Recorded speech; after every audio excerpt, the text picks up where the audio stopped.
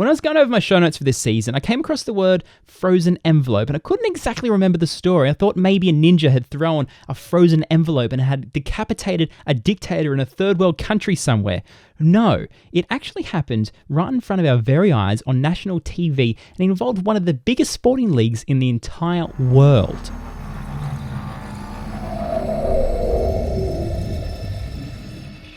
In 1980, the NBA was booming. A young kid called Michael Jordan had just jumped onto the scene, and the New York Knicks sucked. The NBA had a simple way to keep the league competitive. They gave the best new players to the worst teams in the hopes that those new players would mature into championship players. This was called the draft. The problem was that there was speculation that if you're at the bottom of the league, you would throw your last few games of the season in the hopes that you'd come last and get the first pick of the best players. And some thought, well, this wasn't fair. So a new system was introduced, the draft lottery. 1985 was the first year it was to be used. Simply, each team that didn't make the playoffs that year, the finals, were placed in a barrel. The first team to be chosen out randomly would have the first pick, the second team, the second pick, and so on. The conspiracy theory is that the NBA needed a successful team in New York, as the bigger cities had bigger TV audiences and the Knicks had been struggling for some years. A successful team means more fans in that city, more merchandise sold, more tickets sold, and a bigger TV rights deal.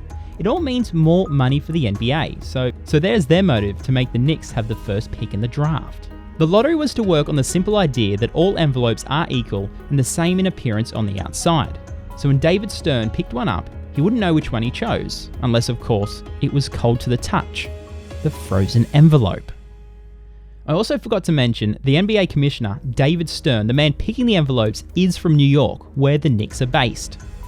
If you're starting to think there might be some higher powers conspiring against your team, I'd like to put your mind to bed in saying the NBA didn't handle the draw themselves. They needed to keep it credible. They didn't want any mistakes. They needed it legitimate, so they got an accounting firm to run the lottery.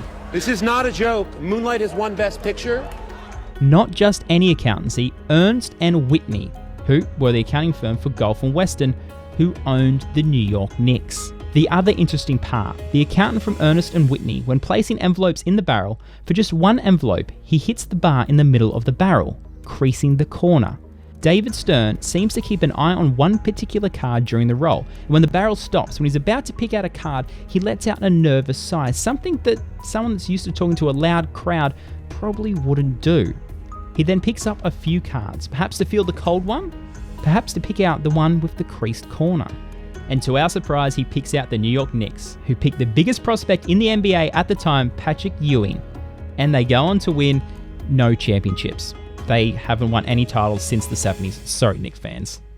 Well, there you go, a conspiracy, this time not involving aliens or the government, but sport. I usually right now say that I don't really believe in conspiracy theories, but they're amazing stories. This one, I don't know, maybe there are conspiracies in sport. What do you reckon? Let us know in the comment section below, and make sure you subscribe. Next week, we'll let you know why Walt Disney, he might have been a Nazi.